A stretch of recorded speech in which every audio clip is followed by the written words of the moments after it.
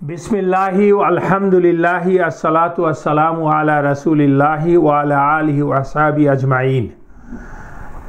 अशहदु अल्ला इलाहा इल्लल्लाहु वहदहु ला शरीका लहु लहुल मुल्कु व लहुल हम्दु व हुवा अला कुल्लि शैइन क़दीर। रब्बि इश्रह लि सदरी व यस्सिर लि अमरी वहलुल उक़दतम मिन लिसानी यफ़क़हू क़ौली। अस्सलामु अलैकुम व रहमतुल्लाहि व बरकातुहू। तो আমরা ইনশাআল্লাহ আজকে ব্যাটল অফ আহজাব দিয়ে শুরু করব। যদিও আমরা গত সেশনে সামার ভ্যাকেশনের আগে অনেক অল্প লোকের উপস্থিতিতে দু চারজনের উপস্থিতি আমরা ব্যাটল অফ আহজাবের একটা বলতে পারেন যে প্রিলিউড করেছিলাম। তো আজকে আমরা শুরু থেকেই ব্যাটল অফ আহজাব শুরু করব ইনশাআল্লাহ। তো সেজন্য প্রথমত অনেক বড় একটা গ্যাপের পর আপনাদের সবাইকে স্বাগতম আজকের সেশনে। ইট ওয়াজ এ লং হলিডে। আমাদের এই সিরা সেশন শুরু হওয়ার পর থেকে লংগেস্ট ভ্যাকেশন গেল। সঙ্গত কোভিডের পরে মানুষজন কিছুটা হাঁপ ছেড়ে বেঁচেছে, সঙ্গত কারণেই একটা বড় সময়ের দরকার ছিল। আলহামদুলিল্লাহ, hope you guys have enjoyed the whole summer. এই পর্যায়ে আমরা the battle of ahzab, আহজাবের যুদ্ধ বা খন্দকের যুদ্ধ নিয়ে আলোচনা করব। প্রথমেই আমরা বলে নিতে চাই যে আহজাবের যুদ্ধ কিন্তু মূলত ছিল মুসলমানদের নবগঠিত মুসলিম রাষ্ট্র বলেন, সমাজ ব্যবস্থা বলেন, রাসূলুল্লাহ সাল্লাল্লাহু আলাইহি ওয়াসাল্লামের নবুয়তিকালীন সময়ের অন্যতম টার্নিং পয়েন্ট ছিল আহজাবের যুদ্ধ। রাসূলুল্লাহ সাল্লাল্লাহু আলাইহি ওয়াসাল্লামের জীবনে, নবুয়তি জীবনে কয়েকটি সংকটকালীন অবস্থা যদি আপনারা বলেন, তাহলে সংকটকালীন অবস্থার মধ্যে ব্যক্তিগত সংকট এবং মুসলমানদের নিয়ে ইসলাম এবং মুসলিম রাষ্ট্রের সংকট, দুটো যদি আমরা ভাগ করি, রাসূলুল্লাহ সাল্লাল্লাহু আলাইহি ওয়াসাল্লামের ব্যক্তিগত সংকটতম দিনটি ছিল তায়েফের দিন, যে সম্বন্ধে রাসূলুল্লাহ সাল্লাল্লাহু আলাইহি ওয়াসাল্লাম আয়েশা রাদিয়াল্লাহু আনহাকে বলেছিলেন তার প্রশ্নের উত্তরে যে that was the most uncertain and very painful time or day of রাসূলুল্লাহ সাল্লাল্লাহু আলাইহি ওয়াসাল্লাম's life। আমরা জানি যে তার চাচা আবু তালেবের মৃত্যুর পরে রাসূলুল্লাহ সাল্লাল্লাহু আলাইহি ওয়াসাল্লাম যখন ওই ট্রাইবাল সোসাইটিতে তার নিজের জন্মভূমিতে একা হয়ে পড়েছিলেন, there was no shelter, his own blood, those Quraysh, they wanted to basically kill him. That is for the first time Quraysh had the audacity to touch his body. It is not only touching his body, they wanted to kill him. এর আগ পর্যন্ত কিন্তু তারা রাসূলুল্লাহ সাল্লাল্লাহু আলাইহি ওয়াসাল্লামকে humiliate করেছে, তাকে অত্যাচার করেছে, কিন্তু তাকে বডিলি কোনো রকমের আঘাত করতে চায়নি বা সেই সাহসও ছিল না। কিন্তু ওই প্রথমবারের মতো যখন কিনা রাসূলুল্লাহ সাল্লাল্লাহু আলাইহি ওয়াসাল্লাম for the sake of the worldly existence of রাসূলুল্লাহ সাল্লাল্লাহু আলাইহি ওয়াসাল্লাম and Islam and those handful of follower, that is the সাহাবাস, তাদের এক্সিস্টেন্সের জন্য নতুন আবাসভূমি খুঁজতে বাধ্য হয়েছিলেন, যে জন্য ওনারা তায়েফে গিয়েছিলেন। কিন্তু তায়েফে কি ঘটেছিল, কিভাবে ওখান থেকে রাসূলুল্লাহ সাল্লাল্লাহু আলাইহি ওয়াসাল্লাম এবং যায়েদ ইবনে হারিসা রাদিয়াল্লাহু আনহু, তখন তিনি রাসূলুল্লাহ সাল্লাল্লাহু আলাইহি ওয়াসাল্লামের পালিত পুত্র হিসাবেই বিবেচিত ছিলেন, তারা দুজন কিভাবে হিউমিলিয়েটেড হয়ে ফেরত এসেছিলেন, তার কি গেইন ছিল, কি লস ছিল, কিভাবে মক্কা এসেছিলেন, we discussed about that vividly in detail. সেটা ছিল একটা। আরেকটি হচ্ছে আহজাবের যুদ্ধ, যেই যুদ্ধটি ছিল মূলত মুসলমানদেরকে, রাসূলুল্লাহ সাল্লাল্লাহু আলাইহি ওয়াসাল্লামকে এবং ইসলামকে চিরতরে দুনিয়ার বুক থেকে মুছে ফেলার ইহুদি প্রচেষ্টা। আমি কেন ইহুদি প্রচেষ্টা বলছি, কারণ ইহুদিরাই, স্পেশালি বনু নাদির, তারাই এই পুরো ব্যাপারটা ইনস্টিগেট করার জন্য মূল দায়িত্ব নিয়েছিল। অফকোর্স আর্চ এনিমি কুরাইশ ওদের এই প্রচেষ্টার মধ্যে সামিল হয়েছিল। In a sense they willfully they join the party, because they also wanted to finish off Rasulullah sallallahu alaihi wasallam and the Islam and the Muslim. এবং ওইটা করার জন্য এই স্টেপটা নেওয়ার জন্য মুসলমানদেরকে শেষ করে ফেলার জন্য ওরা সর্বাত্মক প্রচেষ্টা নিয়েছিল। এবং কেন নিয়েছিল আমরা সেটা ডিটেল আলোচনা করছি ইনশাআল্লাহ। টু স্টার্ট উইথ, যাকে আমরা বলি মুখবন্ধু হিসাবে বলতে পারি, যে আমরা জানি উহুদের যুদ্ধের পরে যখন মুসলমানরা কি হলো, উহুদের যুদ্ধে মুসলমানরা আসলে বিরাট একটা ধাক্কা খেলেন। তারা ফিজিক্যালি উহুদের যুদ্ধে মুসলমানরা পরাজিত হয়েছিলেন, যদিও মোরালি এবং ethically spiritually they were the winners, because eventually Quraysh had to leave the ground without doing or without solving the problem they wanted to solve. Basically they wanted to kill Rasulullah sallallahu alaihi wasallam. They failed. So ওই উহুদের যুদ্ধের পরে মুসলমানদের 80 জনের মতো সাহাবা শহীদ হয়েছিলেন, প্রচুর আহত হয়েছিলেন, আমরা আলোচনা করেছি। কিন্তু এর পরেই within a year and a half or two মুসলমানরা যেইভাবে ঘুরে দাঁড়িয়েছিলেন, যা কিনা ইহুদি এবং কুরাইশদের কাছে ছিল একটি অবাক বিস্ময়। তারা ধরেই নিয়েছিল মুসলমানরা ব্যাকফুটেড হয়ে গেছেন। কিভাবে ঘুরে দাঁড়িয়েছিলেন আমরা তার বিশদ বর্ণনা পড়েছি অনেকগুলো ক্লাসে, টিল দিস ক্লাস আমরা আলোচনা করেছি যে হাউ দে কেম ব্যাক। যা দেখে ইহুদি এবং কুরাইশদের মধ্যে ভীষণ অস্থিরতা বেড়ে গেল, because they could realize that it was more or less, if not impossible, it was very daunting task to subjugate the Muslims, let alone eradicating them from the face of the earth, because they are getting their momentum, Muslims are getting their energy, momentum, traction in the Arabian society. তখন এই যে ওরা vulnerable feel করতে লাগলো, এই যে ওরা বুঝতে লাগলো যে তারা মুসলমানরা যদি বেঁচে থাকে, তাদেরকে যদি নির্বিঘ্নে মদিনায় বসবাস করতে দেওয়া হয়, তাহলে eventually Muslims will take hold Arabian land. এই যে বোধটা কুরাইশদের মধ্যে তো আসলোই, জুসদের মধ্যে বেশি আসলো, কারণ juice use to live in Medina. So they felt that this is the time we have to do something, especially the Quraysh, because in the meantime Banu Nadir এবং Banu Qainuqa was ousted from Medina, এবং Banu Nadir যে আশ্রয় গ্রহণ করেছিল খাইবারে। So they always wanted to take the revenge, এবং এই জন্য Banu Nadir took the leading role to mobilize a huge number of army, so that they wanted to give the final blow on the Muslim society, on Islam, and finish them off. এবং the army they mobilized, that was unprecedented in the Arab history.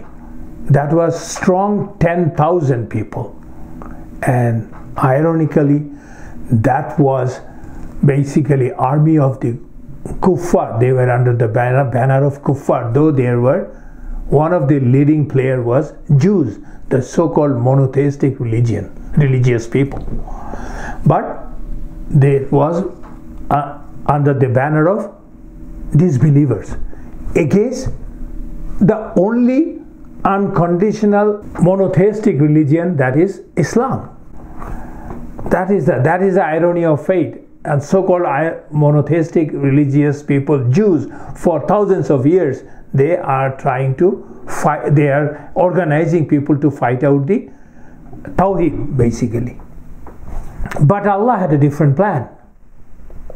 Eventually, Muslims, the vulnerability of the Muslims turned into safety, and this vulnerability eventually turned into the protected situation, and finally this group of people যাদেরকে আমরা আলোচনা করব, they had to give up, they had to basically get out of this place, and এতদিন পর্যন্ত তাদের কাছে এই প্রথমবারের মতো মুসলমানরা এই উহুদ আহজাবের যুদ্ধের পর থেকে মুসলমানরা যে ব্যাকফুটেড ছিল, দে ওয়ার বিং হিউমিলিয়েটেড, কর্নার্ড। এই হিউমিলিয়েটিং সিচুয়েশন থেকে আহজাবের যুদ্ধের পর থেকে মুসলমানরা ইজ্জায় গেল, অনার ফিরে পেল, ইজ্জা ফিরে পেল, and from there Muslims basically got the upper hand. Now they will be no more the humiliated group in Arabia. এই হচ্ছে preface or a prelude of the Battle of Ahzab. তো আমরা অলরেডি বলে ফেলেছি কিছু কিছু points, but let us go step by step. First of all, why this in detail, if you go, why this battle? কেন এই আহজাবের যুদ্ধ হতে যাচ্ছে? প্রথম কথা আমরা বললাম যে it was Yahud initiated a combined force of the Arab army, mostly led by the Quraysh, and it was a strong 10,000 army to finish off couple of thousand Muslims. That's one thing. কিন্তু এটা কেন হচ্ছে দেখেন, if we go to the history a little bit, সেটা কি হচ্ছে যে মুসলিম রাষ্ট্র যখন গঠন হলো, মুসলিম রাষ্ট্র গঠন হলো কি, this is the 5th year of the হিজরা, সো অনলি 4-5 years, রাইট? এই 5 বছরের মধ্যে মুসলমানদেরকে কতগুলো বাধার মুখোমুখি হতে হয়েছে রাসূলুল্লাহ সাল্লাল্লাহু আলাইহি ওয়াসাল্লামের নেতৃত্বে অথবা রাসূলুল্লাহ সাল্লাল্লাহু আলাইহি ওয়াসাল্লামের রিপ্রেজেন্টেশনে কতগুলো অন্ততপক্ষে ডজন খানেক যুদ্ধতে যেতে হয়েছিল, মানে গাজওয়াত এবং সারিয়া যাকে বলে, যেতে হয়েছিল মুসলমানদেরকে। তার মধ্যে দুটো সবচেয়ে বড় যুদ্ধ হয়েছিল, সেটা হচ্ছে বদর এবং উহুদের যুদ্ধ। বদরের যুদ্ধে মুসলমানরা দে হ্যাড এ রিজাউন্ডিং ভিক্টরি, আমরা জানি, কিন্তু উহুদের যুদ্ধে মুসলমানদের তো বললাম যে একটা শারীরিক পরাজয় যাকে বলে, ফিজিক্যাল ডিফিট হয়েছিল। আরও কি আমরা জেনেছি যে অন্ততপক্ষে 70 থেকে 80 জন আলেম হুফাজ সাহাবাকে শহীদ হতে হয়েছিল, অতএব ওনাদেরকে মেরে ফেলা হয়েছিল ট্র্যাপ করে। আর রাজি এবং বীর মাউনাতে, যেটা আমরা আলোচনা করেছি, যে তাদেরকে নিয়ে যাওয়া হয়েছিল মিথ্যে কথা বলে, যে ওনাদেরকে ইসলাম শেখানোর জন্য ওদেরকে ওই গোত্রগুলোকে রাসূলুল্লাহ সাল্লাল্লাহু আলাইহি ওয়াসাল্লাম তাদের কাছে পাঠিয়েছিলেন, তাদেরকে নিয়ে যাওয়া হয়েছিল এবং তাদেরকে নৃশংসভাবে অলমোস্ট আনআর্মড সাহাবাদেরকে হত্যা করা হয়েছিল।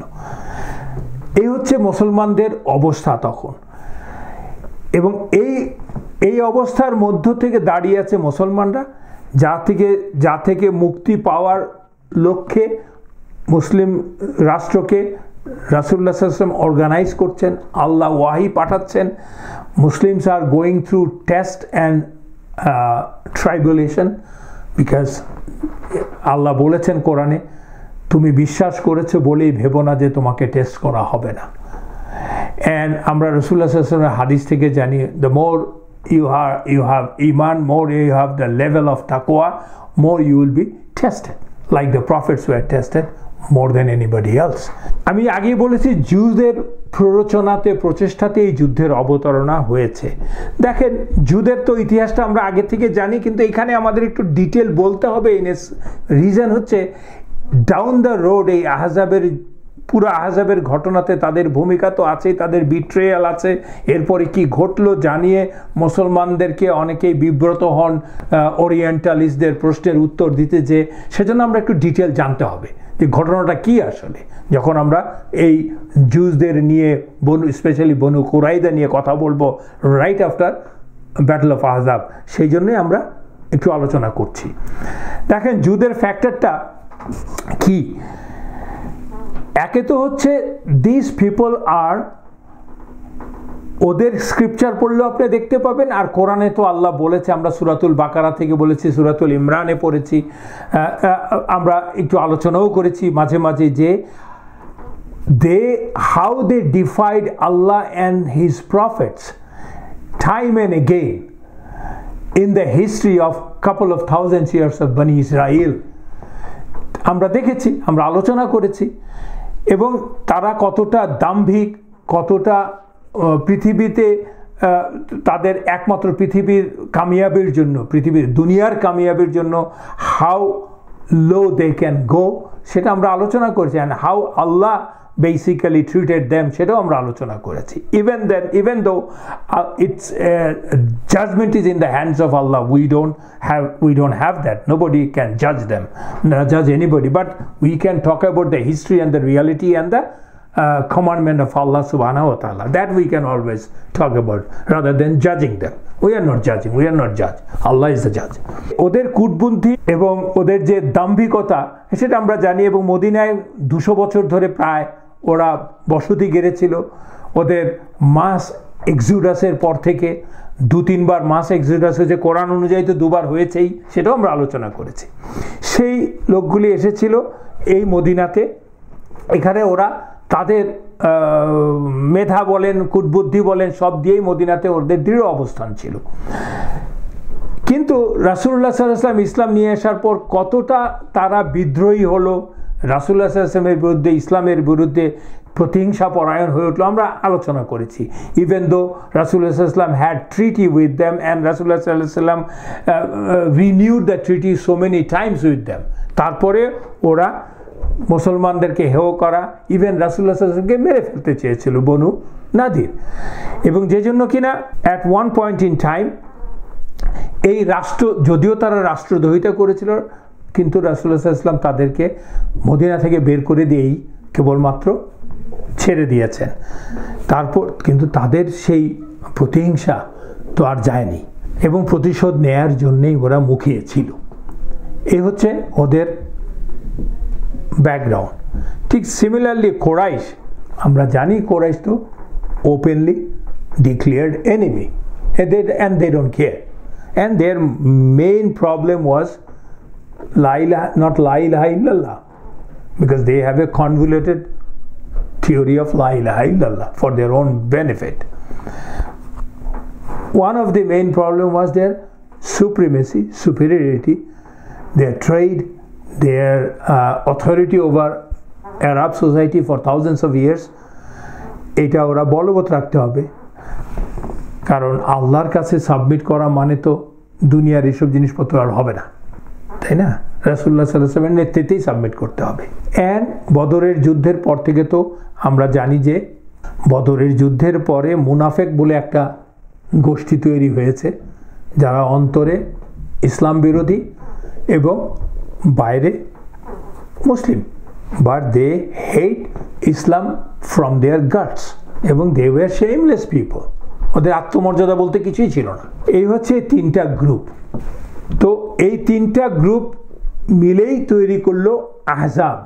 আহজাব শব্দটা এসেছে হাজাবা, হাজাবা, দিস ইজ দ্য ভার্ব হাজাবা। এর অর্থ হচ্ছে টু হ্যাপেন, মানে happen something, first tense happen, occurred, ঘটেছে কোনো কিছু, এবং কোনো কিছু to take side, to form a party, to make common excuses and join forces. হিজব শব্দটা হচ্ছে হিজব, হিজবের প্লুরাল হচ্ছে আহজাব। এর মানে হচ্ছে হিজব বা আহজাবের মানে হচ্ছে group, troop, gang, party, clique, যাই বলেন। এই জন্য এটাকে আহজাব বলে, কারণ অনেকগুলি গোত্র একসাথে হয়ে এসেছিল বলে এটাকে আহজাব বলে। আমরা আগেই বলেছি যে কিভাবে, কাদের প্ররোচনায় এই যুদ্ধটা শুরু হয়েছে, কিভাবে অর্গানাইজ করছে, আমরা সেটা নিয়ে আলোচনা করব। সো মূল অর্গানাইজার ছিল বনু নাদিরের। বনু নাদির হচ্ছে যারা ইমিডিয়েট কিছুদিন আগে মদিনা থেকে রাসূলুল্লাহ সাল্লাল্লাহু আলাইহি ওয়াসাল্লাম আল্লাহরই নির্দেশে বহিষ্কার করেছেন, যারা কিনা শুধুমাত্র যে রাসূলুল্লাহ সাল্লাল্লাহু আলাইহি ওয়াসাল্লামকে মুসলমান থেকে ডিফেম করতে চেয়েছিল তা না, রাসূলুল্লাহকে মেরে ফেলার প্রচেষ্টা নিচ্ছে। They just basically wanted to assassinate রাসূলুল্লাহ সাল্লাল্লাহু আলাইহি ওয়াসাল্লাম। এবং আল্লাহ সে নিয়ে আয়াত নাজিল করেছেন, এবং আল্লাহ সুবহানাহু ওয়া তাআলা জিবরিলের মাধ্যমে রাসূলুল্লাহ সাল্লাল্লাহু আলাইহি ওয়াসাল্লামকে জানিয়ে দিয়েছেন, যে জন্য কিনা রাসূলুল্লাহ সাল্লাল্লাহু আলাইহি ওয়াসাল্লাম বেঁচে গেছেন। এবং ওইটা ছিল, দ্যাট ওয়াজ এ ট্রিজন।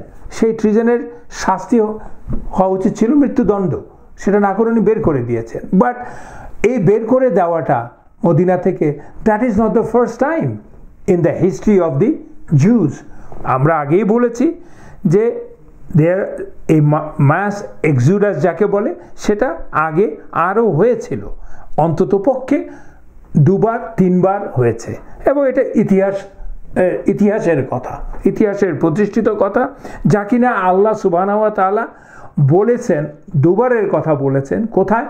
সূরাতুল ইসরা 17 নম্বর সূরার 4 থেকে 8 নম্বর আয়াতের মধ্যে আছে।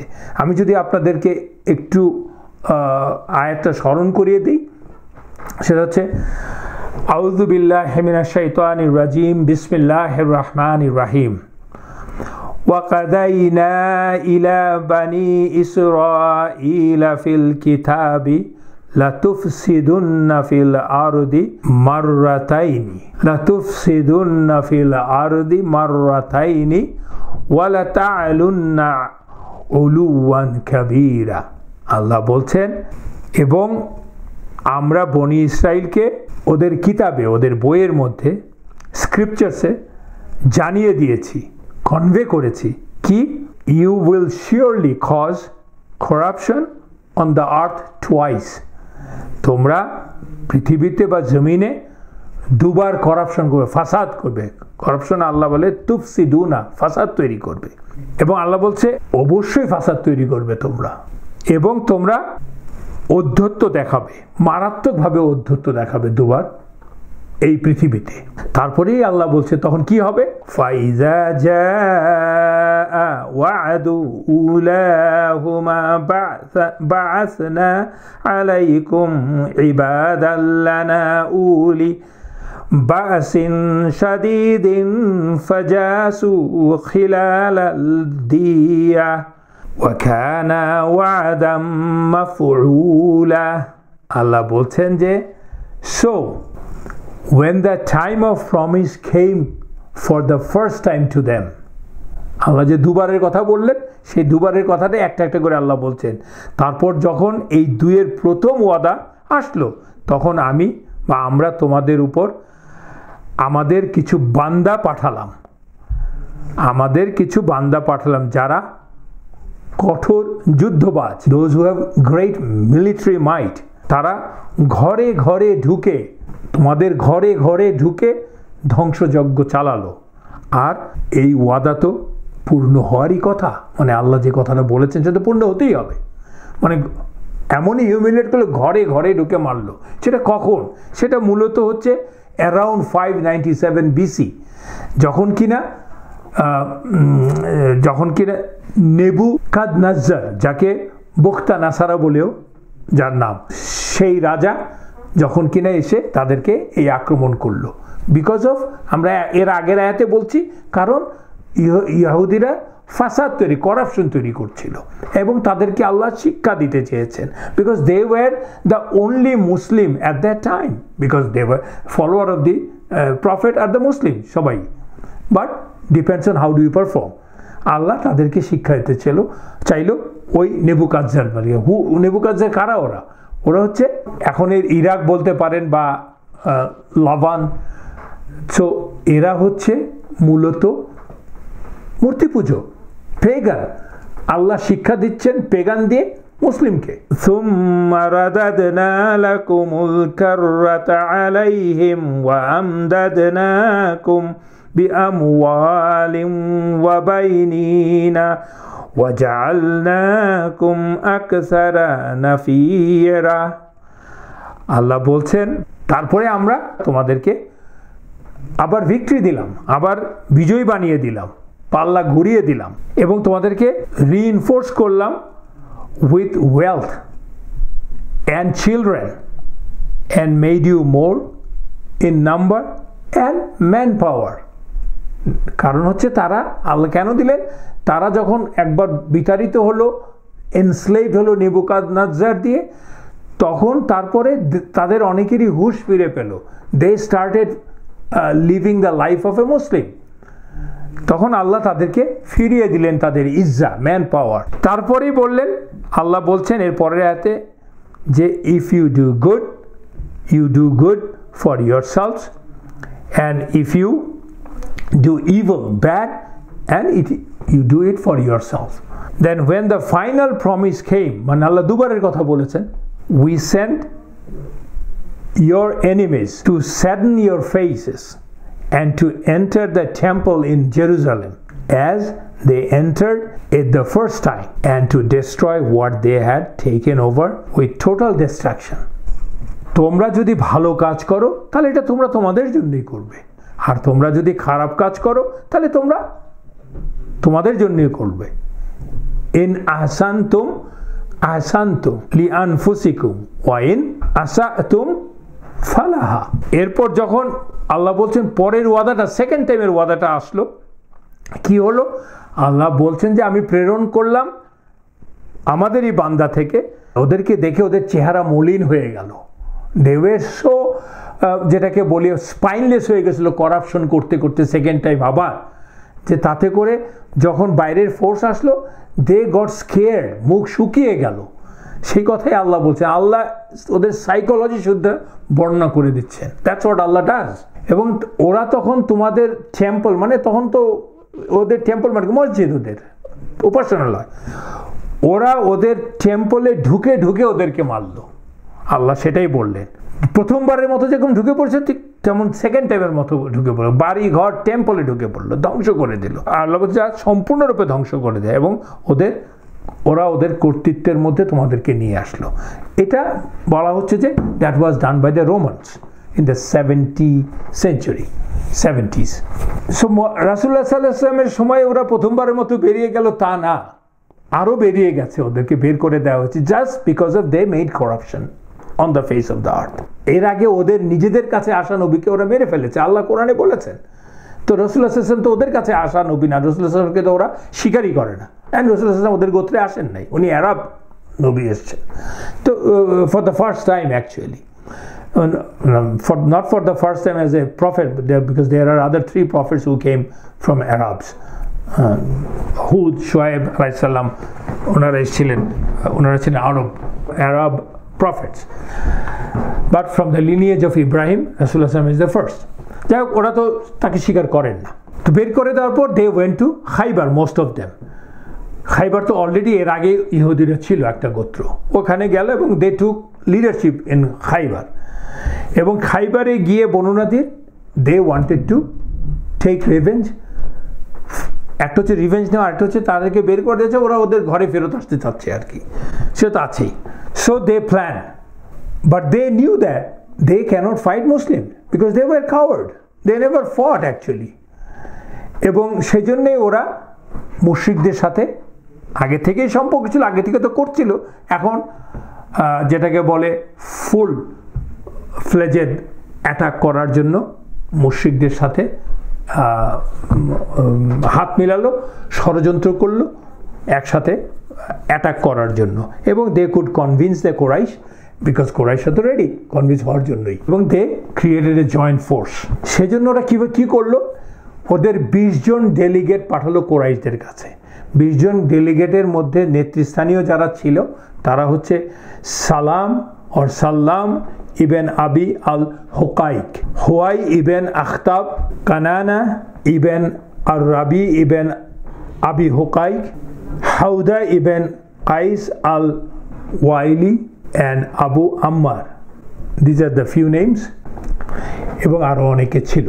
তার মধ্যে হুয়াই ইবেন আখতাব, he was one of the leader of বনু নাদির, এবং তার সঙ্গে আমরা আলোচনা করছি তারই কন্যা রাসূলুল্লাহ সাল্লাল্লাহু আলাইহি ওয়াসাল্লামের স্ত্রী হয়েছেন আমাদের মা, তার সম্বন্ধে আমরা পরে আলোচনা করব।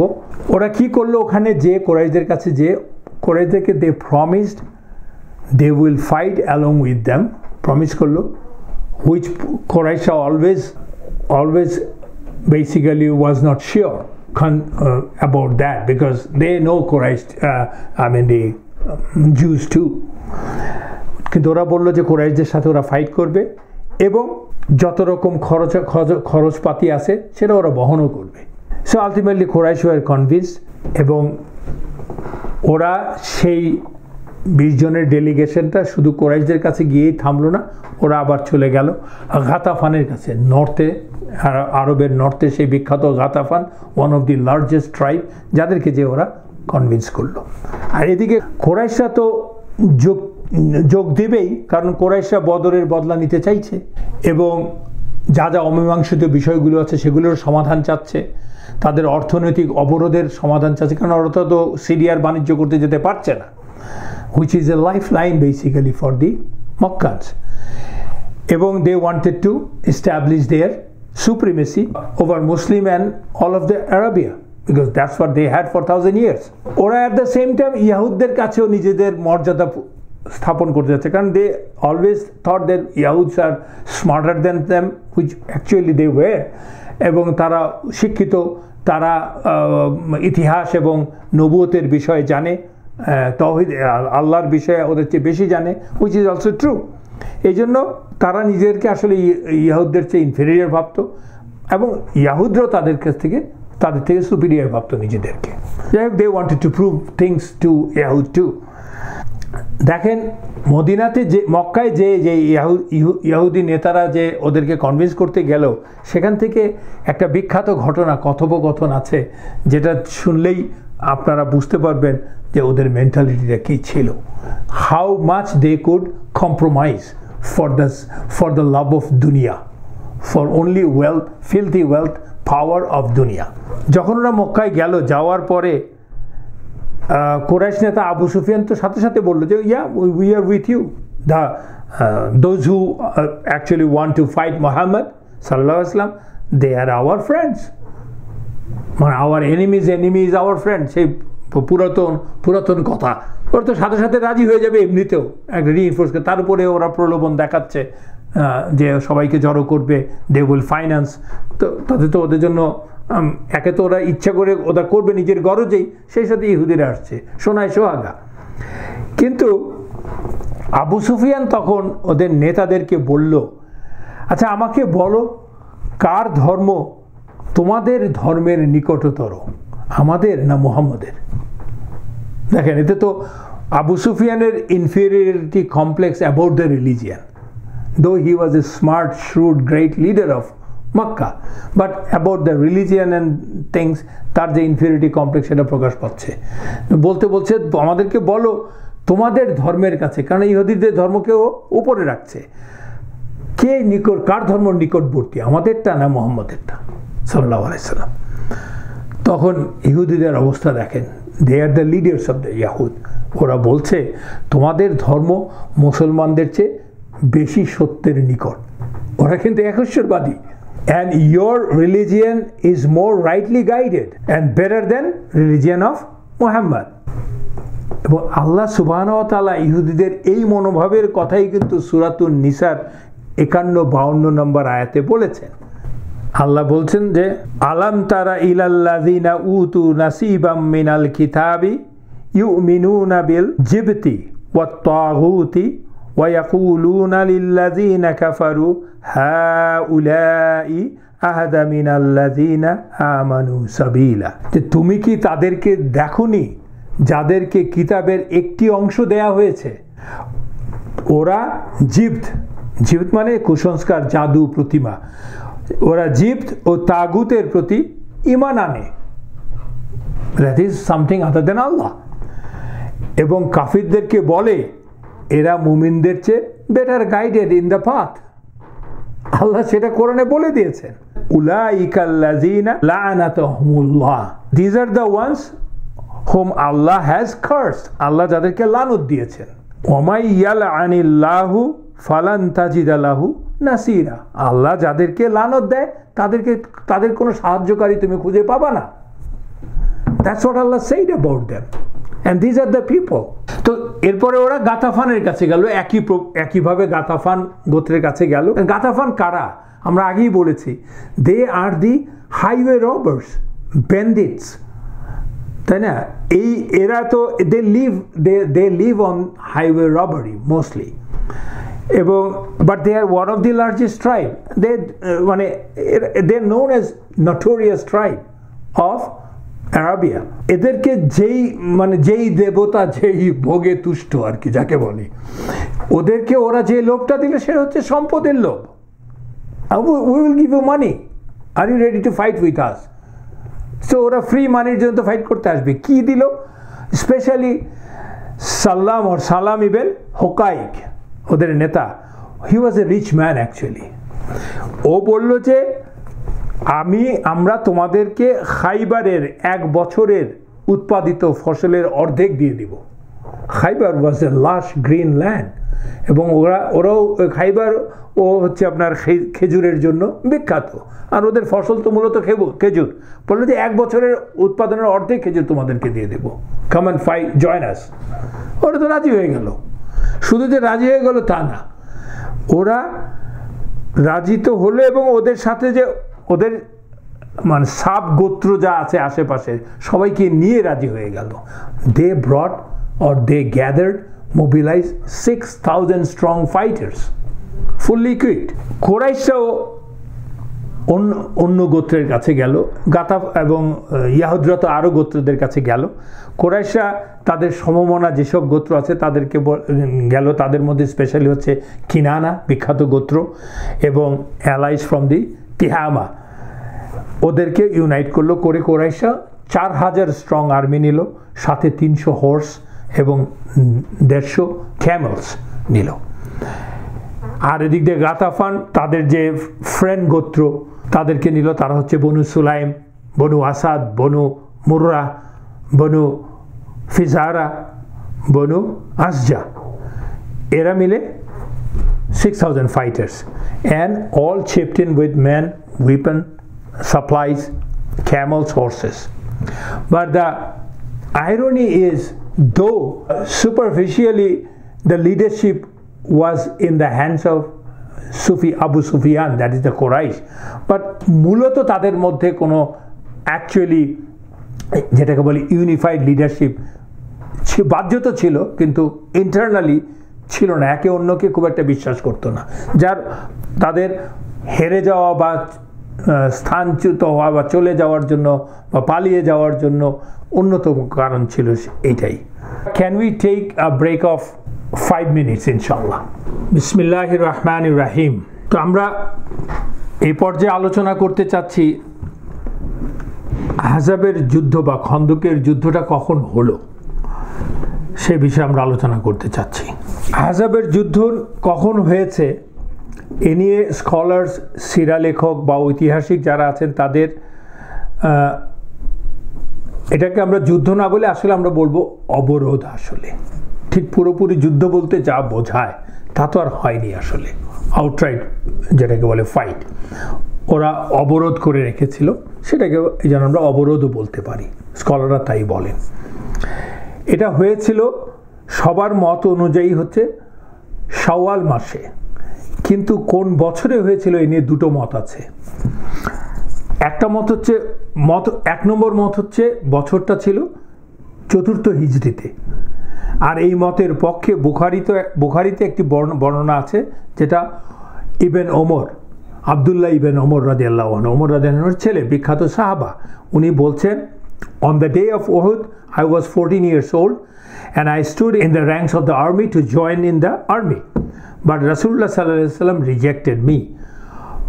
On the day of Khandaq I was 15 years old and Rasulullah sallallahu alaihi wasallam allowed me to participate. উনি বলছেন এটা 4th হিজরির কথা আর কি, এসছে বুখারিতে, এবং অফকোর্স ইমাম বুখারি তো এটা এই মতের পক্ষে, এবং শিহাব আজ-জুহরি, ইমাম আন-নাওয়াবি, ইবেন হাজম, বিখ্যাত সব স্কলাররা এর পক্ষে। কিন্তু ইবেন ওমর রাদিয়াল্লাহু আনহুর বক্তব্যের বিষয়ে বর্ণনা করতে যে বাইহাক্কি, ওয়ান অফ দি গ্রেট ইমাম অফ ইসলাম স্কলার, উনি বলছেন যে maybe ibn Omar just turn 14 years at the time of Uhud, যখন উহুদের যুদ্ধ হয়েছিল মেবি উনি জাস্ট 14 years হয়েছিলেন, and at the time of Khandaq he was at the end of his 15th year. সেই জন্য হয়তো ইবেন ওমর এই কথা বলছেন। এবং আমরা তো এও জানি যে ওই সময়ে ওই রকম প্রিসাইসলি বয়স বলাটা বা বয়সের হিসাব রাখাটা তো রেওয়াজ ছিল না, এমনকি আমাদের এই সমাজেই স্পেশালি আমরা বাংলাদেশের সমাজে তো খুব বেশি দিন আগ পর্যন্ত যে এরকম জন্ম নির্ধারণ করা হতো অমুক তারিখে, এটা ছিল না, গ্রামে গঞ্জে তো ছিলই না, তাই না? আর 1400 বছর আগে দ্যাট ওয়াজ, তার যুক্তিটা ঠিকই আছে আর কি, এক্স্যাক্ট উনি বলতে চেয়েছেন, বাট এক্স্যাক্ট ফিগারটা হয়তো হয়নি। এবং উপরন্তু এই 4র্থ হিজরির পক্ষে যারা গণনা করছেন, মতামত দিচ্ছেন, তারা আসলে একটা বেসিক ফান্ডামেন্টাল মিস্টেক করেছেন, বা ধারণা তাদের হিজরি বছর গণনা করার তাদের উপায়টা ছিল ভিন্ন। তারা আসলে প্রথম হিজরি বছরটাকে 0 বছর হিসাবে ধরতেন, ফার্স্ট হিজরি, প্রথম হিজরি। যেমন হিজরতের মাস থেকেই তো হিজরি বছর গণনা হয়েছে। রাসূলুল্লাহ সাল্লাল্লাহু আলাইহি ওয়াসাল্লাম হিজরত করেছিলেন রবিউল আউয়াল মাসে। আর যখন হিজরি ক্যালেন্ডার ওমর রাদিয়াল্লাহু আনহু তৈরি করলেন, বা সবাই মিলে ওমর রাদিয়াল্লাহু আনহু সবাই মতামত নিয়ে স্ট্যাবলিশ করলেন, বছরের প্রথম মাসটা কি আসলে, সেটা হচ্ছে মহরম। মহরম মাস এবং রবিউল মাস, আউয়াল মাসের অবস্থানটা কি ক্যালেন্ডারের মধ্যে? মহরম স্টার্ট হয়, মহরমের পরে সফর, সফরের পরেই রবিউল আউয়াল, তারপরে রবিউল সানি, জামাদিউল আউয়াল, জামাদিউল সানি, রজব, শাবান, রামাদান, শাওয়াল, তারপরে যুলকাদা, যুলহিজ্জা, তারপরে হচ্ছে মহরম। তাহলে দেখেন রবিউল আউয়াল মাসে যখন হিজরত হয়েছে, এর থেকে প্রায় 9 মাস ঘুরে এসে তারপরে মহরম হয়েছে। তার মানে ওই বছরটাকে যদি 0 ধরে ফেলি আমরা, আসলে ওই বছরের 9টা মাসই আসলে চলে গেল, মানে যেটা বলে ইতিহাসের গর্বে বিলীন হয়ে গেল। তাহলে তো মানে ঠিক এক্স্যাক্ট হলো না। তো সেই জন্য এত একটা বিরাট 1 বছরের পার্থক্য হয়ে যায় হিসাব করতে গেলে পরবর্তীতে। আর অভিমত 2 যেটা হচ্ছে, সেটা হচ্ছে 5ম হিজরিতে এই খন্দক হয়েছে, সেটা হচ্ছে কি মাস তো একই, শাওয়াল মাস। এবং এর পক্ষে মতামত আছেন ইবন ইসাক, যিনি কিনা সিরার অথরিটি বলি আমরা, ইবন হিশাম, আর তাওয়ারি, আর সামুদি, ইবন আল খাইয়ম, আল ওয়াকেদি, ওনাদের মতো স্টলওয়ার্ডরা এর পক্ষে। তারা বলছেন যে তাদের যুক্তিতে একটা হচ্ছে তারা হিজরি সাল গণনা করেন ওই 0 ধরে না, ফার্স্ট হিজরি, সেকেন্ড হিজরি, এবং ফার্স্ট হিজরি বলতে ওই হিজরিটা কি ফার্স্ট হিজরি, মানে যে যখন রাসূলুল্লাহ সাল্লাল্লাহু আলাইহি ওয়াসাল্লাম হিজরত করেছে। সো তাতে করে 9 মাস আর বিলীন হয়ে গেল না। তারা বলছেন যে আমরা তো ইতিহাসে মানে প্রতিষ্ঠিত যে বদরের যুদ্ধ হিজরি 2য় হিজরিতে হয়েছে, ওহুদের যুদ্ধ 3য় হিজরিতে হয়েছে।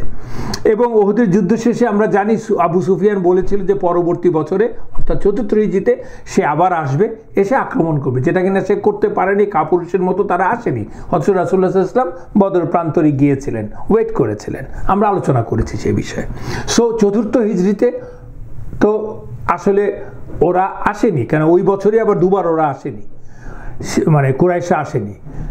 তাহলে কুরাইশের পরবর্তী বছরে এসেছে, 4র্থ হিজরিতে এটা হতে পারে না অ্যাটলিস্ট। এবং আরেকটি জিনিস আছে, সেটা হচ্ছে বিখ্যাত সাহাবা সাদ ইবনে মুআদ রাদিয়াল্লাহু আনহু, যিনি খন্দকের যুদ্ধের পরপরই বনু কুরাইদার যে এক্সিকিউশন হওয়ার পরপরই উনি মারা গেছেন। সেই ঘটনা ঘটে 5ম হিজরিতে আমরা জানি। So basically this Ahzab happened in the Shawwal of 5th হিজরি।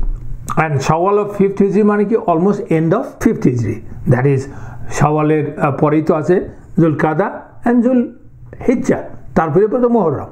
সো আমরা দেখতে পাচ্ছি যে কেবলমাত্র দুনিয়ার জন্যই এই পরস্পর বিরোধী কয়েকটা দল একসাথে মিলিত হয়ে তৌহিদি জনগোষ্ঠীর বিরুদ্ধে তাদেরকে ধ্বংস করার জন্য নেমে গেল।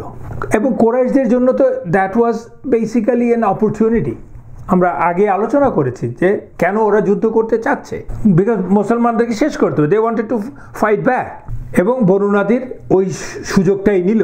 আর বনু নাদিরের তো স্বার্থটা ছিল সেই একই, কারণ হচ্ছে তারা জানে যে তারা একা একা তাদের হিংসা চরিতার্থ করার জন্য, রিভেঞ্জ নেওয়ার জন্য তারা একা একা ফাইট করতে পারবে না, বিকজ দে নেভার ফট alone.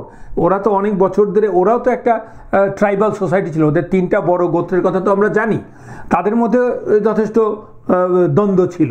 And they use to take sides of the Aws and খাজারাজ ওদের মারামারির সময় ওদেরকে মারামারি ইনস্টিগেট করতো এবং ওদেরকে আর্ম সাপ্লাই দিত, টাকা ধার দিত। সো দে নেভার ফট directly, so they didn't have the experience of fighting, especially these Muslims, those who are basically আল্লাহর শক্তি, আল্লাহর তৌহিদের শক্তির বলে বলিয়ান হয়ে যখন যুদ্ধে নামে, they do it only for the sake of Allah, so they are more powerful than anybody else. ওদের বিরুদ্ধে তো যুদ্ধ করার ওদের কোনো উপায় ছিল না, বাট যদি কুরাইশদেরকে এবং অন্য গোত্রদেরকে নিয়ে আসতে পারে তাহলেই কেবলমাত্র তারা তাদের স্বার্থ হাসিল করতে পারবে বলেই ওদের ধারণা। They were smart at that.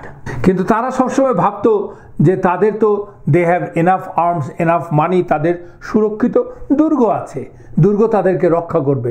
সেটা তো দুই গোত্রকে করলো না এবং এদেরকে কাউকেই করবে না, যেটা কিনা আল্লাহ সূরাতুল হাশরের 2 নম্বর আয়াতে বলে দিয়েছেন যে তারা ভেবেছিল তাদের দুর্গগুলো তাদেরকে আল্লাহর আযাব থেকে রক্ষা করবে, কিন্তু আল্লাহর আযাব এমন দিক থেকে আসলো যা তারা কল্পনাও করতে পারেনি।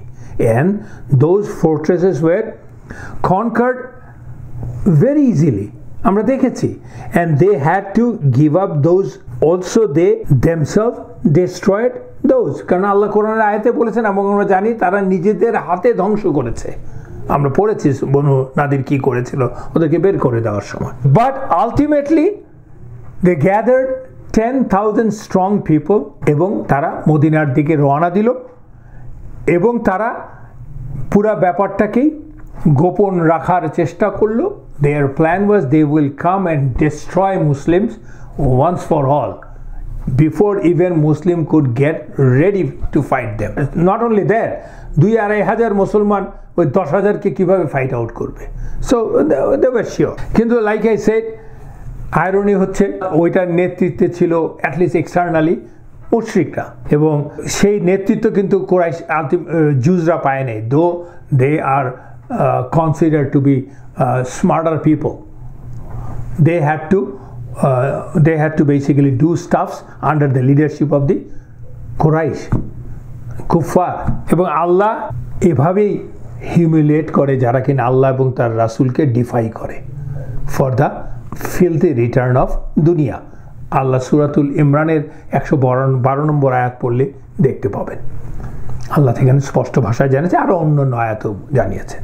সো আলটিমেটলি তৌহিদ ভার্সেস কুফর, তৌহিদের সাথে কুফরের দ্বন্দ্ব, and that is for the first time in Arabian history যে দিস ট্রাইবস, যারা কিনা পরস্পর বিবাদমান ট্রাইবস, তারা একতাবদ্ধ হলো একই পতাকায় কেবলমাত্র তৌহিদকে ফাইট আউট করার জন্য, এবং তার সাথে যোগ দিল এসে আরেক ট্রাইব, দোজ সো কল্ড তৌহিদি tribe, monotheistic tribe, that is the Jews. বাট ওদের সেই প্ল্যান সাকসেসফুল হওয়ার নয়, কারণ they wanted to outsmart the Muslims in terms of intelligentsia. কারণ হচ্ছে যে ওরা ভেবেছিল যে মুসলমান জানতে পারবে না, বাট রাসূলুল্লাহ সাল্লাল্লাহু আলাইহি ওয়াসাল্লাম was the smartest person. They could never outsmart রাসূলুল্লাহ সাল্লাল্লাহু আলাইহি ওয়াসাল্লাম। রাসূলুল্লাহ সাল্লাল্লাহু আলাইহি ওয়াসাল্লাম ঠিকই খবর পাচ্ছিলেন যে ওরা কি করছে। কেন? কারণ রাসূলুল্লাহ সাল্লাল্লাহু আলাইহি ওয়াসাল্লাম ক্রিয়েটেড এ নেটওয়ার্ক, আমরা আগেও আলোচনা করেছি এটা,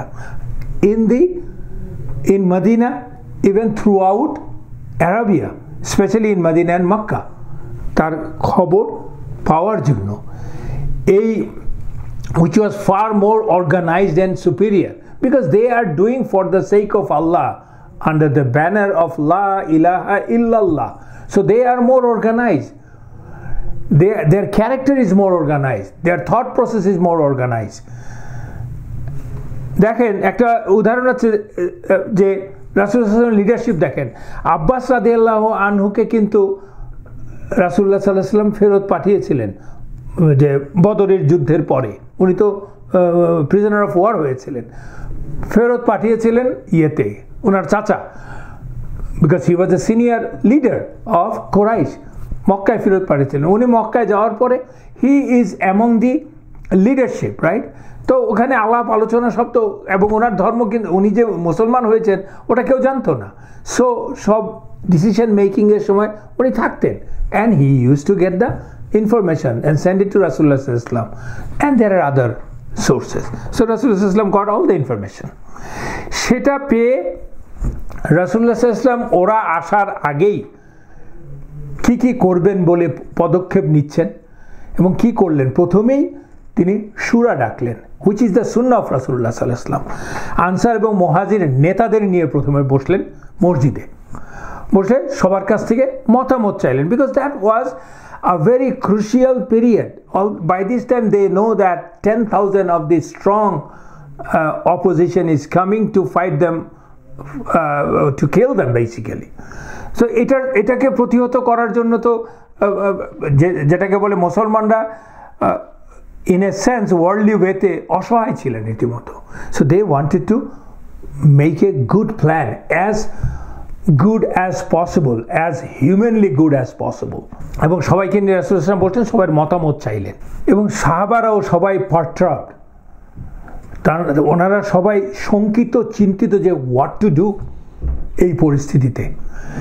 সেই জন্য সাহাবারা কেউ কিছু বলতে পারছেন না। তখন ফাইনালি সালমান আল ফারিসি রাদিয়াল্লাহু আনহু উনি উঠে দাঁড়িয়ে রাসূলুল্লাহ সাল্লাল্লাহু আলাইহি ওয়াসাল্লামের পারমিশন নিয়ে বললেন, ইয়া রাসূলুল্লাহ সাল্লাল্লাহু আলাইহি সাল্লাম, আমরা ব্যাক ইন পার্সিয়া আমরা যখন ভয় পেতাম যে আমাদেরকে অশ্বারোহী বাহিনী এসে অ্যাটাক করছে, তখন we would dig trenches around us so that the cavalry cannot cross the trenches, or শুধু cannot cross the trenches, or they have difficulty to cross the trenches আমরা করতাম। So you may try that, রাসূলুল্লাহ সাল্লাল্লাহু আলাইহি ওয়াসাল্লাম, would you really consider this? এই বর্ণনাটা এসেছে আল ওয়াকিদি থেকে। রাসূলুল্লাহ সাল্লাল্লাহু আলাইহি ওয়াসাল্লাম সাথে সাথেই পুরো এই ধারণাটাকে গ্রহণ করলেন, যদিও আরবে এটা আনহার্ড অফ, এর আগে কেউ কোনোদিন শুনেনি। কিন্তু রাসূলুল্লাহ সাল্লাল্লাহু আলাইহি ওয়াসাল্লাম is a pragmatic leader, he accepts the new things quickly as long as that new thing sounds or looks better, good, logical. That's the smartness of a pragmatic leader, far-sighted leader. উনি গ্রহণ করলেন, গ্রহণ করেই শুধু বসে থাকলেন না, রাসূলুল্লাহ সাল্লাল্লাহু আলাইহি ওয়াসাল্লাম সাহাবাদেরকে নিয়ে এই ট্রেঞ্চটা কোথায় হবে, কিভাবে হবে সেটা ডিক করার জন্য বেরিয়ে বললেন। এই বর্ণনাটাও হচ্ছে আল ওয়াকিদির কাছ থেকে। রাসূলুল্লাহ উনি বলছেন কি, রাসূলুল্লাহ সাল্লাল্লাহু আলাইহি ওয়াসাল্লাম তার ঘোড়ায় চড়ে কয়েকজন আনসার এবং মুহাজির নেতাকে নিয়ে খন্দকের উপযুক্ত স্থান বা আদর্শ স্থান নির্ণয় করার জন্য বেরিয়ে পড়লেন। সব দিক বিবেচনা করে রাসূলুল্লাহ সাল্লাল্লাহু আলাইহি ওয়াসাল্লাম যেই সিদ্ধান্তটা নিলেন সেটা হচ্ছে কি, মদিনার একটি পাহাড়, সেটা হচ্ছে মাউন্ট সল পাহাড়কে পেছনে রেখে আল মিদাদ, জায়গা হচ্ছে আল মিদাদ থেকে দুবাদ এই পর্যন্ত একটা ট্রেঞ্চ খনন করবেন। সলকে পিছনে রেখে আল মিদাদ থেকে দুবাব পর্যন্ত একটা ট্রেঞ্চ খনন করার জন্য প্ল্যান করলেন, এবং এমনকি রাসূলুল্লাহ সাল্লাল্লাহু আলাইহি ওয়াসাল্লাম একটা লাইন টেনে দিলেন, দাগও টেনে দিলেন, যে বর্ণনাটা বলছেন ইবনে সাদ সেই বর্ণনাটা দিয়েছেন। কারণ সল্ট পাহাড়কে পেছনে রাখা মানে পেছন দিক থেকে আপনি সেফ, পাহাড় ন্যাচারাল ব্যারিয়ার। তো এই অ্যানালাইসিসটা একটু ডিটেল, ট্রেঞ্চটা কীভাবে হলো ডিটেল করার জন্য আরও বর্ণনা আছে। সেখান থেকে আমরা দেখি যে উপযুক্ত স্থানটা কি করলেন, মদিনার উত্তর দিকে, মদিনার শহরটার উত্তর দিকে পূর্ব পশ্চিমে একটা ট্রেঞ্চ কাটলেন। পূর্ব পশ্চিমে এই যে এলাকাটার কথা আমরা বললাম যে আল মিদাদ থেকে আল দুবাব পর্যন্ত, সেটা হচ্ছে পূর্ব পশ্চিমে বিস্তৃত এবং সেটা হচ্ছে মদিনার উত্তর দিকে। কারণ ওই উত্তর দিকেই কেবলমাত্র কোনো প্রাকৃতিক ব্যারিয়ার ছিল না থাকাতে এদিকেই ট্রেন্সটা করেন, আর বাকি দক্ষিণ দিকে পূর্ব পশ্চিমে Medina was basically protected by the natural barriers and the human-made plantations and the houses of the people.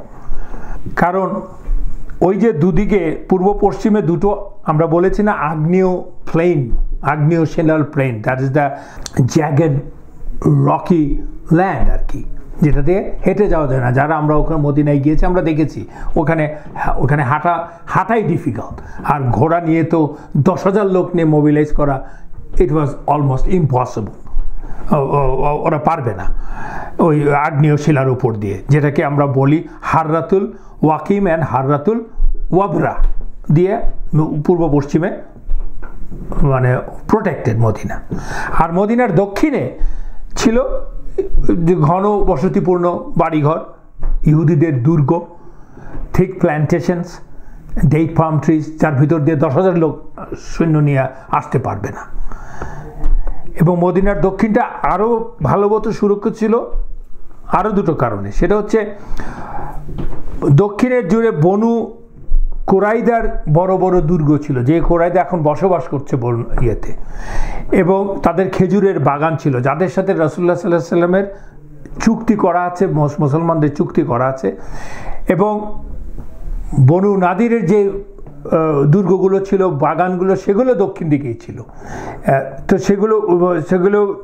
সেগুলো তো ওরা ফেলে দিয়ে চলে গেছে, যেগুলো এখন মুসলমানদের দখলে। So there is a barrier. এবং আউস এবং খাজরাজেরও ঘনবসতি ওদিকেই ছিল মূলত। লাইক আই সেড, বনু কুরাইদার সাথে তো রাসূলুল্লাহ সাল্লাল্লাহু আলাইহি ওয়াসাল্লাম did renew their treaty for the third time. আমরা জানি সেটা। বনু নাদিরকে বের করে দেওয়ার সময় তো ওদের সাথে চুক্তি করে। চুক্তিটা কি ছিল আসলে মূলত? Banu Qurayza will never fight against Muslims and never will aid any forces against Muslims in Medina. এবং বহিঃশত্রুর আক্রমণ থেকে মদিনা রক্ষায় তাদের দায়িত্ব এবং কর্তব্য চুক্তির একটা বিশেষ অংশ ছিল। সো রাসূলুল্লাহ সাল্লাল্লাহু আলাইহি ওয়াসাল্লাম সঙ্গত কারণেই তাদেরকে তো বলাই যায় যে তারা বাধা দেবে। বাট রাসূলুল্লাহ সাল্লাল্লাহু আলাইহি ওয়াসাল্লাম wasn't very comfortable with the Jews because of the history of the Jews, এবং বনু নাদির এবং বনু কুরাইদা যা তাদের চুক্তি ভঙ্গ করেছে। So Banu Qaynuqa, so Banu Qurayza will do the same, or they will have the opportunity to do the same. রাসূলুল্লাহ এটা জানতেন, এটা বুঝতে পারেন, সেই জন্য উনি কমফোর্টেবল ছিলেন না কোনোদিনই। যে জন্য কিনা রাসূলুল্লাহ সাল্লাল্লাহু আলাইহি ওয়াসাল্লাম ব্যবস্থা গ্রহণ করেছিলেন। But he had always an eye, এবং আলটিমেটলি রাসূলুল্লাহ সাল্লাল্লাহু আলাইহি ওয়াসাল্লামের আশঙ্কাই সত্যে পরিণত হয়েছে। They acted like a fifth column. তারা আলটিমেটলি রাষ্ট্রদ্রোহিতা করেছে, আমরা জানতে পাবো। এবং এই শঙ্কার কথা ভেবে রাসূলুল্লাহ সাল্লাল্লাহু আলাইহি ওয়াসাল্লাম কী করলেন? নারী ও শিশুদের নিরাপত্তা নিশ্চিত করার পদক্ষেপ নিলেন। That was one of the tough time of Muslims. দেখেন, 2,000-2,500 লোক ট্রেঞ্চ নিয়ে ব্যস্ত। আমরা আসছি পরে, ট্রেঞ্চ তো আর এমনি করা যাবে না, সেটা আমরা ডাউন দ্য রোড আলোচনা করব। তাদের ছেলে মেয়েদের এবং মহিলাদেরকে তো সিকিউরিটি দিতে হবে, এবং তা না দিলে তো ওরা যুদ্ধ করতে পারবে না, ওদের মন পড়ে থাকবে। সংসারী যদি মানে বউ ছেলেমেয়েরাই যদি সিকিউর না থাকে। অ্যান্ড রাসূলুল্লাহ সাল্লাল্লাহু আলাইহি ওয়াসাল্লাম actually wanted to secure those women and the children. কি করলেন? উনি পাঠিয়ে দিলেন বনু হারিতার একটা দুর্গে মুসলমান নারী এবং শিশুদেরকে, মূলত মুসলমান নারী এবং শিশুদেরকে। And that was more or less A secured fort. সেই ফোর্টটা হচ্ছে, আমরা বলেছি, বনু হারিতার ফোর্ট্রেস, যাকে বলা হতো, যার নাম ছিল, এটা ইতিহাস বিখ্যাত, আল ফারে, আলিফ লাম ফা আলিফ রা আইন, আল ফারে। মুসলিম কন্টিনজেন্টের মধ্যে যারা দুর্গে ছিলেন, তাদের মধ্যে শিশু জুবায়ের রাদিয়াল্লাহু আনহু, আব্দুল্লাহ ইবনে জুবায়ের, যার বয়স, বিখ্যাত সাহাবা, যার বয়স ছিল তখন অ্যারাউন্ড 5, যিনি কিনা জুবায়ের ইবনে আল আওয়াম এবং আসমা বিনত আবু বকরের সন্তান, who was born in Medina, was the first child born in Medina in Islam. আমরা তার সম্বন্ধে আগে আলোচনা করেছি। আরেকটা শিশু ছিলেন বা বাচ্চা ছিলেন, সে হচ্ছে ওমর ইবেন আবু সালামা, যে কিনা সান অফ উম্মা এবং আবু সালামা, বিখ্যাত সাহাবা উম্মা এন্ড আবু সালামা, আমরা আলোচনা করেছি। And Umma Salama was the finally after the death of Abu Salama, Salama became the wife of Rasulullah sallallahu alaihi wasallam, and she has a lot of contribution in Islam. And one of the great contribution was one in the Hudaybiyah, Sulh al-Hudaybiyah সন্ধির সময়। কিন্তু অবশ্যই রাসূলুল্লাহ সাল্লাল্লাহু আলাইহি ওয়াসাল্লামের কথাই চিন্তা মানে শঙ্কাই সত্যে পরিণত হলো যে আগে বললাম বনু কুরাইদা কিন্তু বিশ্বাসঘাতকতা করলো। আমরা কেমনভাবে করলো আমরা আলোচনা করব, বাট করলো, আমরা ডিটেল আলোচনা করবো ওরা কীভাবে করেছে। এবং সেই বনু কুরাইদার অ্যাকচুয়ালি যে হুয়াই ইবনে আখতাব, যে কিনা লিডার অফ দি বনু নাদির, যে কিনা কনভিন্স করতে গিয়েছিল কুরাইশদেরকে, সাফিয়া রাদিয়াল্লাহু আনহার বাবা, সেই সিঙ্গেল হ্যান্ডেডলি বনু কুরাইদাকে কনভিন্স করেছিল। করার পরে ওরা যখন বিট্রে করলো নানান লোভে নানান কারণে, ওদের প্রথম কাজটাই হয়েছিল মহিলা এবং শিশুদের দুর্গকে আক্রমণ করা। অবস্থা বোঝেন, বনু কুরাইদা চুক্তি লঙ্ঘন করলো, বিট্রে করলো, ট্রেচারি করলো একদিকে, আর বাইরে হচ্ছে 10,000 সৈন্য আক্রমণ করতে যাচ্ছে, মাঝখানে মুসলমানরা। মানে এর চেয়ে খারাপ অবস্থা তো আর হতে পারে না, মানে সব ধ্বংস করে ফেলবে আর কি। আর মহিলাদেরকে মেরে ফেলা তো ওদের জন্য খুবটা কঠিন ছিল না, but Allah has a plan. কিন্তু মুসলমানরা তো জানে না কি হতে যাচ্ছে, তো আক্রমণ করতে গেল মুসলমান নারী পুরুষদেরকে, সাথে সাথে ওরা আক্রমণ করতে গেল বিট্রে করে। And they know what to do if they can kill Muslim women and the kids, Muslims will be just scattered all over the places. এবং ওরা জানে, খবর আছে যে ওইখানে পাহারারত নাই খুব একটা, তাও 100% শিওর না, বাট শিওর হতে হবে। তো ওরা কি করলো, they send one of their criminal, পাঠালো কোথায়, ওই দুর্গে। প্রথমে রেখি করতে হবে, পরে তো অ্যাটাক করবে। পাঠিয়ে দেওয়ার পরে ও তো দুর্গ বেয়ে উপরে উঠছে, দুর্গের ওয়াল বেয়ে, কিন্তু সাফিয়া রাদিয়াল্লাহু আনহা, কে সাফিয়া রাদিয়াল্লাহু আনহা? রাসূলুল্লাহ সাল্লাল্লাহু আলাইহি ওয়াসাল্লামের ফুপু, aunt, one of the great lady of Islam. উনি রাতের অন্ধকারে শুনতে পেলেন বা দেখে ফেললেন, বুঝতে পারলেন আর কি, যে কে যেন climbing the wall of the fort. ওটা দেখে উনি একটা লাঠি নিলেন হাতে, নিয়ে ওই অন্ধকারের মধ্যে উনি ফোর্টের জানলা থেকে বেরিয়ে বা মাথা বের করে ওপর থেকে অতর্কিতে ওই লাঠি দিয়ে ওই ক্রিমিনালের মাথায় আঘাত করলো। আঘাত করার পরে হি ফেল অফ, ও তো আশা করেনি, অত উঁচু থেকে পড়ে হি ডাইড। এবং তাতে করে কি হলো, যখন কিনা ও আর ফেরত গেল না, তখন বনু কুরাইদা ভাবলো যে the fort is well protected probably and he's got killed, so they didn't come back. এবং সাফিয়া রাদিয়াল্লাহু আনহার সাহসিকতার জন্য পুরো ঘটনাটা যেটা চরম বিপর্যয়কর হতে পারত, তার থেকে মুসলমানরা রক্ষা পেলেন, আল্লাহরই হুকুম। এই বিষয়ে অন্য একটা রিওয়ায়াতে আছে, যা কিনা উইদাউট চেইন, যেটার মানে সহি হওয়ার ব্যাপার নিয়ে অনেক কথা আছে গ্রেট আলেমদের মাঝে, যেই বর্ণনাটা কালেক্টেড হয়েছে মুসনাদ ইমাম আহমেদে। সেটা জুবায়ের রাদিয়াল্লাহু আনহু, আবদুল্লাহ ইবনে জুবায়ের রাদিয়াল্লাহু আনহুর নিজের জবানিতে, at that time he was only 5 years old, তার জবানিতে এসছে যে আমরা যখন ওই দুর্গে ছিলাম, আমাদের সাথে একমাত্র পুরুষ ছিল হাসান ইবেন সাবিত রাদিয়াল্লাহু আনহু। হু ইজ হাসান ইবেন সাবিত রাদিয়াল্লাহু আনহু? হি ওয়াজ দি পোয়েট অফ রাসূলুল্লাহ সাল্লাল্লাহু আলাইহি ওয়াসাল্লাম, পোয়েট অফ রাসূলুল্লাহ সাল্লাল্লাহু আলাইহি ওয়াসাল্লাম, যাকে বলে আমরা সভা কবি বলি। নবীজির কবি হিসেবে পরিচিত ছিলেন সাবিত, হাসান ইবেন সাবিত রাদিয়াল্লাহু আনহু। ওনার বক্তব্য হচ্ছে উনি ওইটাতে ছিলেন, বাট হাসান ইবেন সাবিত রাদিয়াল্লাহু আনহু ওয়াজ not known as a big fighter. In fact, he was not interested in fighting. He was a poet and his main force, তার মূল শক্তিটাই হচ্ছে তার কবিত্ব, কবিতা প্রকাশ। আর তখন তো আমরা জানি, অনেকবার আলোচনা করেছি, আরবের লোকদের তারা ছিল তাদের কবিতার জন্য গর্বিত এবং কবিতার উন্নত শিখরে ছিল তখন তারা, এবং তো কবিতার জন্য ওরা গর্ব করত, আমরা জানি সবাই। এবং তাদের মধ্যে he was the top poet, so he was a great poet basically. এবং তখনকার পোয়েট্রি তো এমন না যে লিখিত হতো মুখে মুখে, খুব কমই লিখিত হতো, কারণ লেখাপড়া জানতেই কম লোকে। উনি বলছেন যে বনু কুরাইদা থেকে দুজনকে ওরা পাঠিয়েছিল এই প্রথমে রেখি করতে, যে দুর্গে পাহারার অবস্থা কি।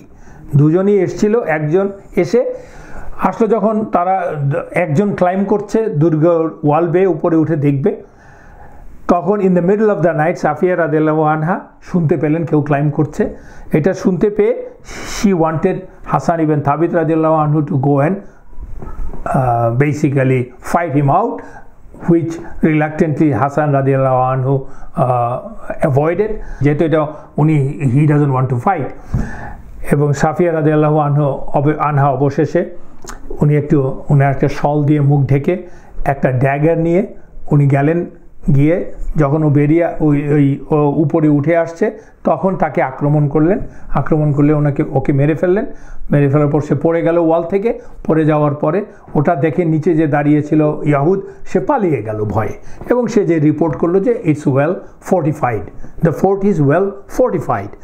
তো সেজন্য ওরা আর আসতো না, মুসলমানরা বেঁচে গেল। এই হচ্ছে বর্ণনা আর কি।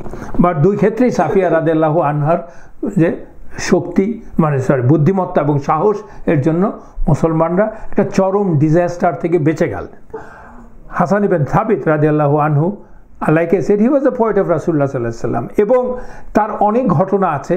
One of the great incident হচ্ছে, সেই ইনসিডেন্ট হচ্ছে একবার কুরাইশরা তো রাসূলুল্লাহ সাল্লাল্লাহু আলাইহি ওয়াসাল্লাম সাহাবাদের, এমনকি আমাদের মাদেরকে নিয়ে এবং সাহাবাদের অন্যান্য বোন স্ত্রীদেরকে নিয়ে হিউমিলিয়েটিং কবিতা লিখত। তো ইজ্জত নিয়ে আঘাত করার জন্য কবিতা লিখছে, কবিতা বলছে। তো লিখতো তো না, মেনলি তো বলতো, তৈরি করে রচনা করে বলতো। যখন এরকম মানহানিকর কবিতা একবার ওরা বলছিল রাসূলুল্লাহ সাল্লাল্লাহু আলাইহি ওয়াসাল্লামকে নিয়ে, তখন রাসূলুল্লাহ সাল্লাল্লাহু আলাইহি ওয়াসাল্লাম বললেন সাবিত রাদিয়াল্লাহু আনহুকে, stand up O Hassan, go and defend me. Jibril will be with you. So Jibril alayhi salam whispered in his ears, এটাকে বলে ইলহাম করা। And Hassan radiallahu anhu composed a counter poem, counter attack আমরা যাকে বলি, এবং which was devastating on the Qurayshরা ওই counter attack শুনে they were devastated। এর আগে আমরা কিছু আলোচনায় হাসান রাদিয়াল্লাহু আনহুর সেই কবিতার কথা আমরা আলোচনা করেছিলাম। এবং হাসান রাদিয়াল্লাহু আনহু was so famous, he was so good at what he used to do, that is the poetry, যে রাসূলুল্লাহ সাল্লাল্লাহু আলাইহি ওয়াসাল্লামের জীবদ্দশাতে মসজিদে নববীতে তার জন্য একটু দূরে একটা অন্য সাইডে তার জন্য একটা মেম্বার ছিল। মেম্বার মানে হতেছে আমরা যেটাকে বলি রস্ট্রাম, মানে যে একটা বেদি বা পাটাতনের মতো, যেটার উপর দাঁড়িয়ে আপনি কথা বলেন আর কি। It's not as high as the রাসূলুল্লাহ সাল্লাল্লাহু আলাইহি ওয়াসাল্লামস মেম্বার, বাট একটা উঁচু জায়গা, যেখান থেকে উনি রাসূলুল্লাহ সাল্লাল্লাহু আলাইহি ওয়াসাল্লামকে কবিতা শোনাতেন, কবিতা রাসূলুল্লাহ সাল্লাল্লাহু আলাইহি ওয়াসাল্লাম বললে পড়ে শোনাতেন, স্বরচিত কবিতা। তো এবং হি ওয়াজ দ্য অনলি সাহাবা যার কিনা এরকম ডেজিগনেটেড প্লেস ছিল। এটা তো চিন্তা করা যায় না রাসূলুল্লাহ সাল্লাল্লাহু আলাইহি ওয়াসাল্লামের মসজিদে। এবং that was the honour of Hasan ibn Sabit রাদিয়াল্লাহু আনহু। ওমর রাদিয়াল্লাহু আনহুর খিলাফার সময় একদিন ওমর রাদিয়াল্লাহু আনহু মসজিদে ঢুকে দেখলেন হাসান ইবনে সাবিত কবিতা পড়ে শোনাচ্ছেন সাহাবাদেরকে। ওমর রাদিয়াল্লাহু আনহুর কথা তো জানেনি। ওমর রাদিয়াল্লাহু আনহু খুব বিরক্ত হলেন এবং বললেন, হাউ ডেয়ার ইউ আর, তুমি রাসূলুল্লাহ সাল্লাল্লাহু আলাইহি ওয়াসাল্লামের নবীজির মসজিদে দাঁড়িয়ে কবিতা বলছো। উনিও জানেন যে ও বিখ্যাত কবি, তারপরেও এটা মানে মসজিদে তো হাউ ডেয়ার ইউ আর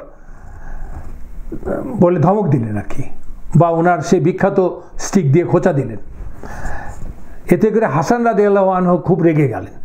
রেগে গিয়ে বললেন, ওয়াল্লাহি, আমি এই মসজিদে দাঁড়িয়ে কবিতা আবৃত্তি করেছি যার সামনে বা তার সামনে যিনি তোমার থেকে অনেক অনেক গুণ উত্তম মানুষ ছিলেন। So how dare you are trying to stop me, মানে সে উল্টা চেতে গেল। তোমার থেকে হাজার হাজার গুণ ভালো ছিলেন কে, উত্তম ছিলেন কে? রাসূলুল্লাহ সাল্লাল্লাহু আলাইহি ওয়াসাল্লাম। তো এটা বলে তারপরে আবার সে তখন আবু হুরায়রা বসেছিলেন, তাকে আবু হুরায়রাকে দেখিয়ে বললেন, oh Abu Hurairah, don't you remember রাসূলুল্লাহ সাল্লাল্লাহু আলাইহি ওয়াসাল্লাম কি বলেছিলেন আমাকে? স্ট্যান্ড আপ ইয়া Hasan, compose and recite poetry. Defend me and Jibril will be with you to help. তখন হুরায়রা রাদিয়াল্লাহু আনহু বললেন, yes, he সাল্লাল্লাহু আলাইহি ওয়াসাল্লাম said that. এটা শুনে ওমর রাদিয়াল্লাহু আনহু চুপ হয়ে গেলেন। এই হচ্ছে হাসান ইবনে সাবিত রাদিয়াল্লাহু আনহুর মর্যাদা রাসূলুল্লাহ সাল্লাল্লাহু আলাইহি ওয়াসাল্লামের কাছে। আর যার মর্যাদা রাসূলুল্লাহ সাল্লাল্লাহু আলাইহি ওয়াসাল্লামের উপরে, তার জন্য তার কোনো রকমের সার্টিফিকেট দরকার নেই, তার জন্য ওই তলোয়ার নিয়ে ফাইট করার দরকার নেই। হি ডিডন্ট লাইক, মানে মানুষ তো বিভিন্ন রকমের মানুষ হয়, এই যুদ্ধ সে তার মধ্যে আসে না, তার মধ্যে নাই ওই জিনিসটা আর কি, উনি উৎসাহিত ছিলেন না। কিন্তু যেটা তার শক্তির জায়গা সেটাতে সে অকুত ভয়। He didn't care. He wanted to write poem or create poetry to save the izzah of Rasulullah sallallahu alaihi wasallam, Islam and Muslim, and he was best in it. So Allah gave him izzah and blessing, and there is no one to stop it. So আমরা আজকে এখানেই শেষ করছি ইনশাআল্লাহ। We could have gone for some other points. আমরা পরবর্তী ক্লাসে ইনশাআল্লাহ আরও খন্দকের বিস্তারিত বিবরণ দেব যুদ্ধের। রাসূলুল্লাহ সাল্লাল্লাহু আলাইহি ওয়াসাল্লাম খন্দক খননের নির্দেশ দিলেন, খন্দক খনন কীভাবে হলো, খন্দকের সাইজ কি, ডেপথ কি, এবং এই খনন করতে কি সময় লাগলো, কি দিয়ে খনন করলো, করতে যে কি কি ঘটলো, বিখ্যাত সব ঘটনা যা যা ঘটলো, রাসূলুল্লাহ মানে সাহাবাদের স্যাক্রিফাইস, রাসূলুল্লাহ সাল্লাল্লাহু আলাইহি ওয়াসাল্লামের স্যাক্রিফাইসের লেভেল কত, হাউ ডেসপারেট দে ওয়্যার, কতটা অসহায় ইন এ সেন্স, অসহায় মানে আল্লাহর সাপোর্ট থেকে অসহায় না, দুনিয়ার জন্য অসহায়, তারা অলমোস্ট খালি হাতে কীভাবে এত বড় ট্রেঞ্চ এত অল্প সময়ে করলেন, তার মধ্যে ট্রেচারি তো আছেই, তখন ইয়েদের মুনাফিকদের পিটটান দেয়া তো আছেই, সব কিছু মিলিয়ে কি কি ঘটছে আমরা স্টেপ বাই স্টেপ ইনশাল্লাহ আলোচনা করব। এবং রাসূলুল্লাহ সাল্লাল্লাহু আলাইহি ওয়াসাল্লাম কীভাবে সাহাবাদেরকে ইন্সপায়ার করলেন সেটাও আমরা আলোচনা করব ধীরে ধীরে। তারপর তো যুদ্ধের ব্যাপারটা, কি কি অ্যাটাকস হচ্ছে তা নিয়ে আলোচনা করব, and how Allah help Muslim, এবং how those kuffars and the disbelievers got frustrated, সেগুলো আমরা আলোচনা করব ইনশাআল্লাহ। তো আজকের মতো আমরা এখানে শেষ করব। যদি আপনাদের কোনো প্রশ্ন থাকে, উই হ্যাভ টাইম, এই বিষয়টা নিয়েই প্রশ্ন করেন। অ্যাজ ইউজুয়াল কোনো শরিয়া ফিক এসব নিয়ে প্রশ্ন করেন না, আমি এর জন্য উপযুক্ত লোক নই, আমার জ্ঞান এবং প্রজ্ঞা কোনোটাই নেই। আমার একটা প্রশ্ন, বলেন। আমরা যে খন্দক এবং আহজাব এই দুটো একটা যুদ্ধকে আমরা কি এটা নামকরণ করতেছি, এখন প্রশ্ন হচ্ছে এই দুটো কিভাবে নামকরণটা হলো, এই আসলো কোথায় থেকে? যেমন খন্দকটা হচ্ছে ট্রেঞ্চ খোঁড়ার কারণে নামকরণটা হয়েছে, আহজাবটা হচ্ছে বিভিন্ন দল একত্রিত হয়েছে সেখানে আহজাব। এই জিনিসটা মানে কখন থেকে এই নামকরণটা এস্টাবলিশ হলো? নামকরণটা এস্টাবলিশ হলো শুরু থেকেই আসলে হলো, যখন কিনা কোনো বড় ঘটনা ঘটে, সেই ঘটনা যেটা ঘটে তাকে দিয়েই কিন্তু ওই সময়টাকে চিহ্নিত করা হয়। যেমন আল্লাহ সুবহানাহু ওয়া তাআলা সূরা ফিল নাজিল করেছেন, যে আমরা ওই বছরটাকে বলে আমল ফিল। মানে কেন আমল ফিল হয়েছে? কারণ হচ্ছে ফিল মানে হচ্ছে হাতি আর কি, হাতি, হস্তি বাহিনী। যখন কিনা আব্রাহার হস্তি বাহিনী আসলো মক্কা ধ্বংস করার জন্য, সেই ঘটনাটাকে কেন্দ্র করে ওই সময়টাকে বলা হয় আমল ফিল, মানে ফিলের হাতির বয়স মানে বছর।